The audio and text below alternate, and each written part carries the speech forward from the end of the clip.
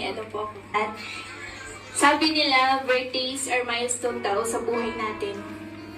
At dahil special night ko ito, I would like to express my gratitude to all the people who made this event, my 18th birthday celebration, extra special and memorable.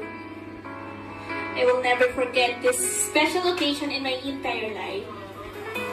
Una po sa lahat, salamat kay God sa lahat ng blessings na walang humpay at answered prayers. Thank you din po sa mga magulang ko at kapamilya, kamag-anak sa pagmamahal at pag-aangga, pati na rin sa suporta.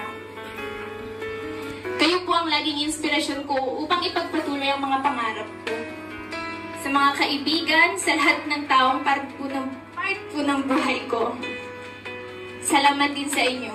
Higit sa lahat, gusto ko pong pasalamatan